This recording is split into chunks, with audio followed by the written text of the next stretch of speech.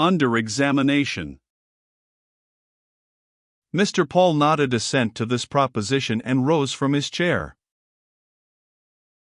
"It's the only thing to do," he said. "We must get to the bottom of this as quickly as possible. Whether Miss Wickham can tell us much or little, we must know what she can tell.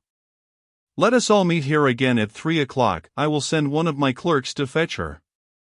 But let us be clear on one point: are we to tell this young lady what our conclusions are regarding herself?" "Your conclusions," said Mr. Carless, with a sly smile. "We know nothing yet, you know, Paul." "My conclusions, then," assented Mr. Paul. "Are we?" Lord Ellingham quietly interrupted the old lawyer. "Pardon me, Mr. Paul," he said, "but before we go any further, do you mind telling me, briefly, what your conclusions really are?" "I will tell your lordship in a few words," answered Mr. Paul, readily. "Wrong or right, my conclusions are these: from certain investigations which Mr. Viner and I have made since this affair began with the murder of Ashton, and from certain evidence which we have unearthed, I believe that Ashton's friend Wickham, the father of the girl we are going to produce this afternoon, was in reality your lordship's uncle, the missing Lord Marketstoke. I believe that Ashton came to England in order to prove this, and that he was probably about to begin proceedings when he was murdered, for the sake of those papers which we have just seen. And I believe, too, that we have not seen all the papers which were stolen from his dead body. What was produced to us just now by Methley and Woodlesford was a selection. The probability is that there are other and more important papers in the hands of the murderer, whose catspaw or accomplice this claimant, whoever he may be, is.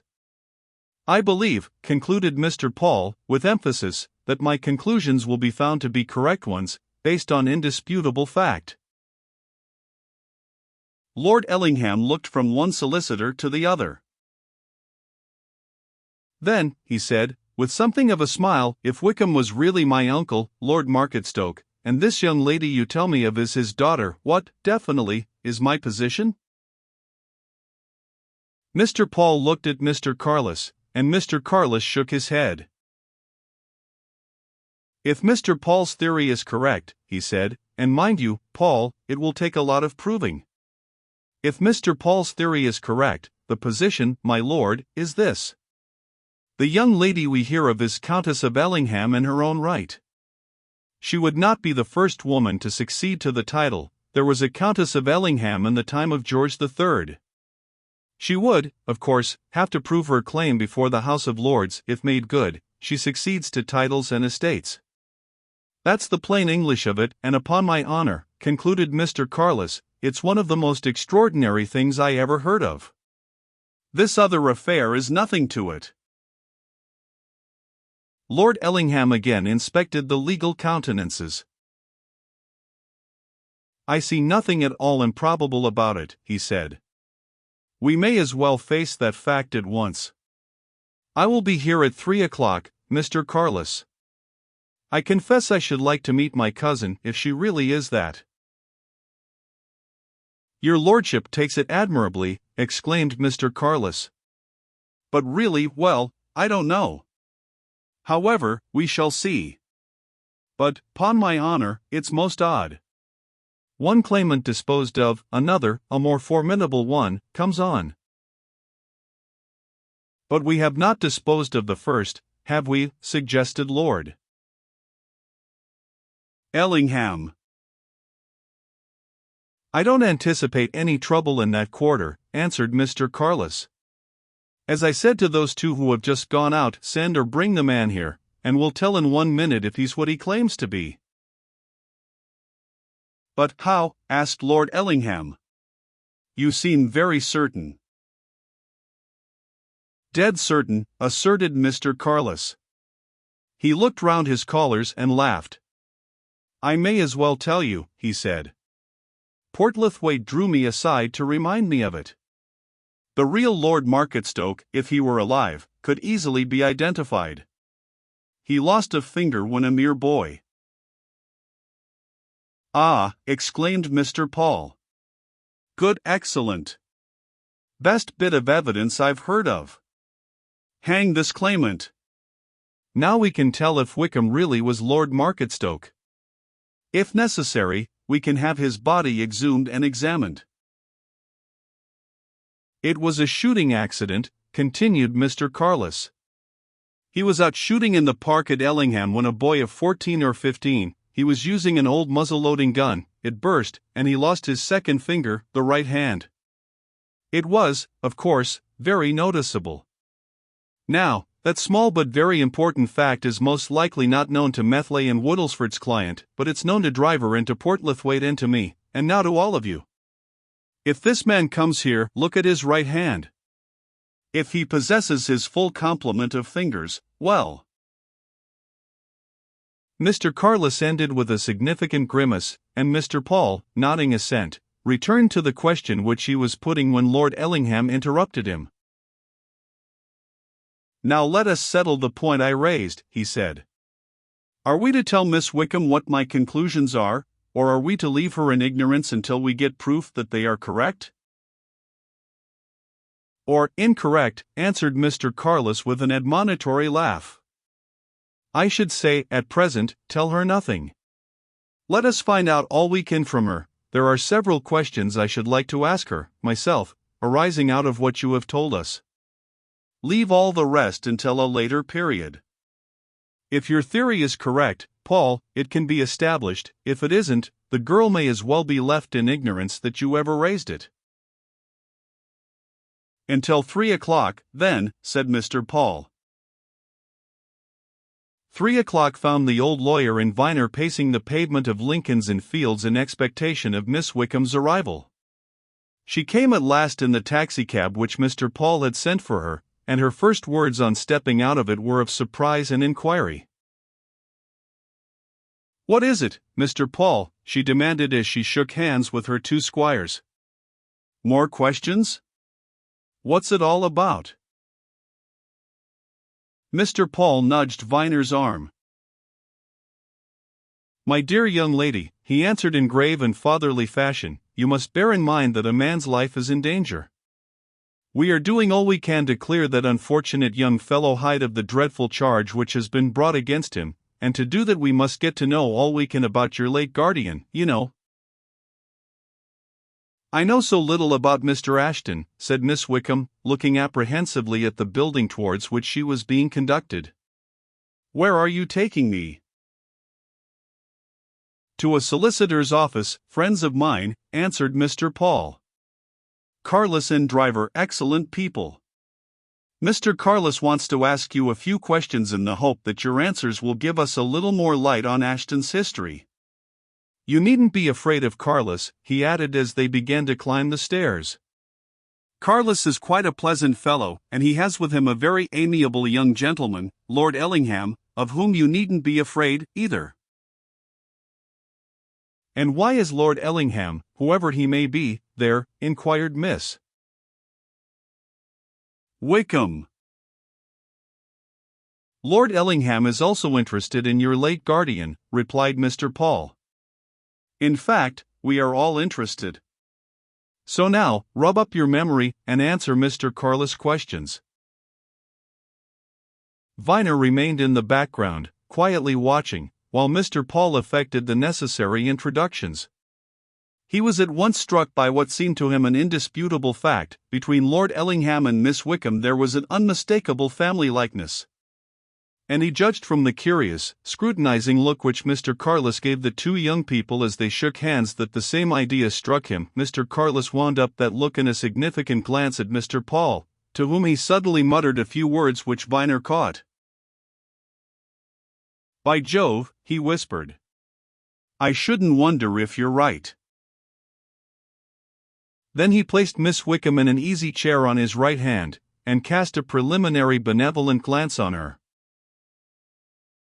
Mr. Paul, he began, has told us of your relationship with the late Mr. Ashton. You always regarded him as your guardian? He was my guardian, answered Miss Wickham. My father left me in his charge. Just so. Now, have you any recollection of your father? Only very vague recollections. I was scarcely 6, I think, when he died. What do you remember about him? I think he was a tall, handsome man. I have some impression that he was. I think, too, that he had a fair complexion and hair. But it's all very vague. Do you remember where you lived? Only that it was in a very big town, Melbourne, of course. I have recollections of busy streets. I remember, too, that when I left there it was very, very hot weather. Do you remember Mr. Ashton at that time? Oh, yes, I remember Mr. Ashton. I had nobody else, you see. My mother had died when I was quite little. I have no recollection whatever of her. I remember Mr. Ashton's house, and that he used to buy me lots of toys. His house was in a quiet part of the town, and he had a big, shady garden. How long, so far as you remember, did you live with Mr. Ashton there? Not very long, I think. He told me that I was to go to England, to school. For a little time before we sailed, I lived with Mrs. Roscombe, with whom I came to England. She was very kind to me. I was very fond of her. And who was Mrs. Roscombe? I didn't know at the time. Of course, I only knew she was Mrs. Roscombe. But Mr. Ashton told me, not long before his death, who she was. She was the widow of some government official, and she was returning to England in consequence of his death. So she took charge of me and brought me over. She used to visit me regularly at school, every week, and I used to spend my holidays with her until she died. Ah, said Mr. Carless. She is dead? She died 2 years ago, answered Miss Wickham. I wish she had been living, observed Mr. Carless, with a glance at Mr. Paul. I should have liked to see Mrs. Roscombe. Well, he continued, turning to Miss Wickham, so Mrs. Roscombe brought you to England, to school. What school? Riding school. Riding. That's one of the most expensive schools in England, isn't it? I don't know. Perhaps it is. I happen to know it is, said Mr. Carless dryly. 2 of my clients have daughters there, now. I've seen their bills. Do you know who paid yours? No, she answered, I don't know. Mr. Ashton, I suppose. You had everything you wanted, I dare say. Clothes, pocket money, and so on? I've always had everything I wanted, replied Miss Wickham. And you were at Riding 12 years? Except for the holidays, yes. You must be a very learned young lady, suggested Mr. Carless. Miss Wickham looked round the circle of attentive faces. I can play tennis and hockey very well, she said, smiling a little. And I wasn't bad at cricket the last season or 2 we played cricket. There. But I'm not up to much at anything else, except that I can talk French decently. Physical culture, observed Mr. Carless, smiling. Very well. Now, then, in the end Mr. Ashton came home to England, and of course came to see you, and in due course you left school, and came to his house in Markendale Square, where he got a Mrs. Killenhall to look after you. All that correct? Yes? Well, then, I think, from what Mr. Paul tells me, Mr. Ashton handed over a lot of money to you, and told you it had been left to you, or left in his charge for you, by your father? That is correct too? Very well. Now, did Mr. Ashton never tell you anything much about your father? No, he never did. Beyond telling me that my father was an Englishman who had gone out to Australia and settled there, he never told me anything. But," here Miss Wickham paused and hesitated for a while, "I have an idea," she continued in the end, "that he meant to tell me something, what, I, of course, don't know. He once or twice hinted that he would tell me something, someday." "You didn't press him," suggested Mr. Carless. "I don't think I am naturally inquisitive," replied Miss Wickham. "I certainly did not press him. I knew he'd tell me, whatever it was, in his own way." "One or two other questions," said Mr. Carless. "Do you know who your mother was?" "Only that she was someone whom my father met in Australia." "Do you know what her maiden name was?" "No, only her Christian name, that was Catherine. She and my father are buried together." "Ah," exclaimed Mr. Carless. "That is something else I was going to ask. You know where they are buried?" "Oh, yes.